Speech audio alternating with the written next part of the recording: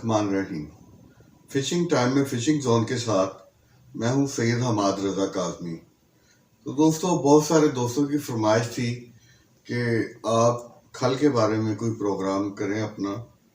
तो ये आज की वीडियो मेरी खल से मुतल्लिक है कि चराई में कौन कौन सी खल इस्तेमाल कर सकते हैं आप और कौन सी खल बेहतरीन रिजल्ट देती है। तो दोस्तों, जो ज़्यादातर दोस्त हमारे खल इस्तेमाल करते हैं वो कोड़ी खल या सरसों की खल इस्तेमाल की जाती है आम रूटीन में हमारे पंजाब में। तो सबसे पहले मैं आपको ये बताऊं कि खल किसे कहते हैं और खल कितनी इकसाम की होती है। तो दोस्तों, खल जैसे सरसों की खल है, सरसों के बीज से उस आयल हासिल करने के बाद जो उसकी वेस्ट है उसको हम खल कहते हैं और उस खल को हम सरसों की खल कहते हैं। और इसी तरह बनौले की खल है, बनौले के बीज से हम आयल हासिल करने के बाद जो उसकी वेस्ट बचती है वो बनौले की खल कहलाती है। और इसी तरह बादाम की खल भी है। बादाम की खल भी बादाम से ही हासिल की जाती है। उससे आयल निकालने के बाद जो उसकी वेस्ट बच जाती है उसे हम बादाम की खल कहते हैं। और इसी तरह तिलों की खल है। तिल चाहे वाइट हो या ब्लैक, उसका आयल निकालने के बाद जो उसकी वेस्ट होती है उसे हम खल कहते हैं। और इसी तरह करने की खल है। करने की खल भी उसका आयल निकालने के बाद जो उसकी वेस्ट बचती है उसे हम करने की खल कहलाते हैं, कहते हैं, माल होती है हमारे। इसी तरह कोकोनट की खल कहते हैं, कोकोनट गिरी आम। तो कोकोनट ऑयल भी आप इस्तेमाल करते हैं जो सिकरी के लिए बड़ा बेहतरीन इस्तेमाल देता है रिजल्ट। तो उसकी वेस्ट को हम कोकोनट खल कहते हैं या गिरी की खल भी कहते हैं। इस तरह इसी तरह मूंगफली का ऑयल हासिल करने के बाद जो मूंगफली के ऑयल की वेस्ट बचती है उसे हम खल कहते हैं। लुबे लुबाब ये हुआ कि कोई भी चीज जिसका हम आयल हासिल करने के बाद जो उसकी वेस्ट है हमारे उसे हम भाई अपने जानवरों या चारे में खल कहते हैं। तो इसी तरह ये शिकारी हजरात की ये सारी वेस्ट होती है, तो इसको ये लोग अपनी मछली की चराई में भी हम इस्तेमाल करते हैं। और इसके अलावा हम जो गाय या भैंस का गोबर है आप उसे भी एज ए खल इस्तेमाल कर सकते हैं अपने चारे में। लुबे लुबाब ये है कि आप जिस तरह का इसी तरह ये सब चारा ग्रीन है जिसमें बादाम, मनोला, सरसों की खल आप एज ए चारा मछली के चारे में इस्तेमाल कर सकते हैं आप इसको। तो दोस्तों, जिस तरह खल आजकल महंगी हो रही है, तो आप इसको अगर आप आधा किलो खल है तो आधा किलो चीकनी मिट्टी के साथ भी आप इसको इस्तेमाल कर सकते हैं। बकाया इसमें इंग्रेडिएंट्स जो है वो जैसे मकई, बाजरा, ये वो कनक वगैरह आप वो उसी मिकदार में रखें तो ये बेहतरीन रिजल्ट आपको मिलेंगे इसके भी। तो आइए आपको बताएं कि ये खल कितनी तरह की होती है, कि इकसाम कितनी है। तो दोस्तों, ये मैंने आपको दिखाने के लिए एज ए नमूना मुख्तलिफ किस्म की खलें इकट्ठी की हैं। और ये तिल की खल है। इसे हम सर्दियों में इस्तेमाल करते हैं मोस्टली ज़्यादातर। तो ये सरों की खल है, इसे हम कोड़ी खल भी कहते हैं। ये सरसों के बीज से हासिल की जाती है।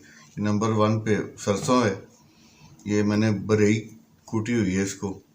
और इसी तरह ये बनौले की खल है।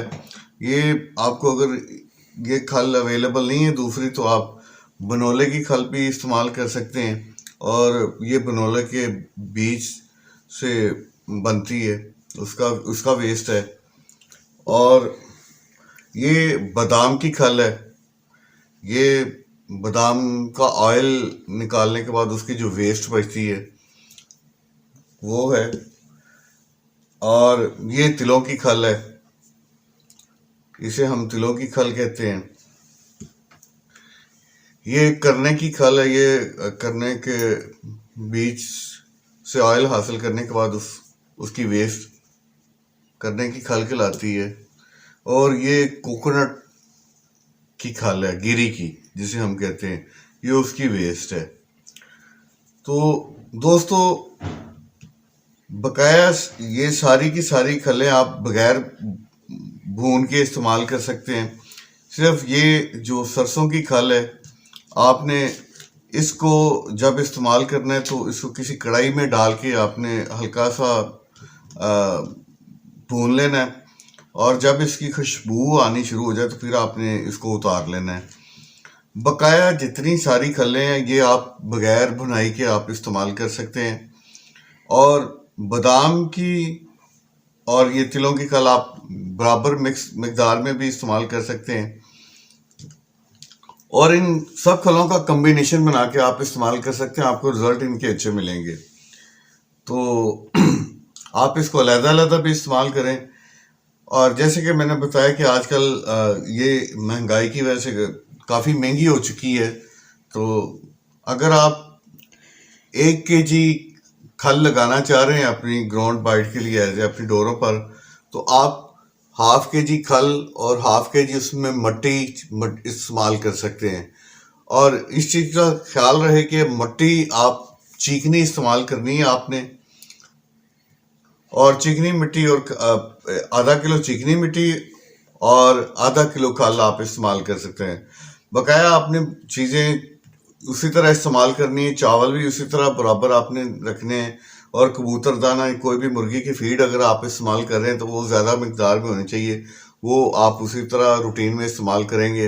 इनको इस्तेमाल करें और बेहतरीन रिजल्ट मिलेंगे आपको। ये इस चीज़ से क्या, ये बादाम और तिलों की खल आप सर्दी में ज़्यादा अच्छा रिजल्ट देती है।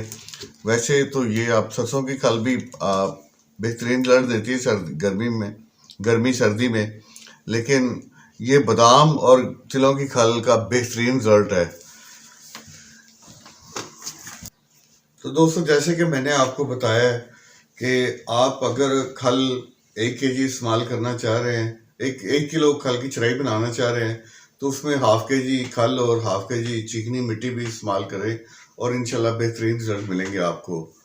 और दोस्तों, इसके अलावा अगर जिन दोस्तों को खल अवेलेबल नहीं है या आसानी से नहीं मिल सकती, तो उनके लिए जो गाय या भैंस का गोबर होता है आप वो इस्तेमाल करें। उसके साथ आप चराई पाउडर इस्तेमाल करें, जो जड़ी बूटियां आपको बताई हैं मैंने, या कोई भी किसी किस्म की चराई आप अपनी इस्तेमाल कर सकते हैं। और गाय और भैंस के गोबर पे सबसे ज़्यादा जो मछली अट्रैक्ट होती है वो है मराक और मोरी। ये उस पर आपको ज़्यादा मिकदार में हिट होंगी। तो दोस्तों, ये थी मेरी आज की वीडियो। जिन दोस्तों ने मेरे चैनल को अभी तक सब्सक्राइब नहीं किया, वो मेरे चैनल को सब्सक्राइब करें ताकि मेरे आने वाली वीडियो आप तक पहुंच सके। दुआ में याद रखें, फिशिंग टाइम में फिशिंग जोन के साथ। सैयद हमाद रज़ा काज़मी। खुदा हाफिज़।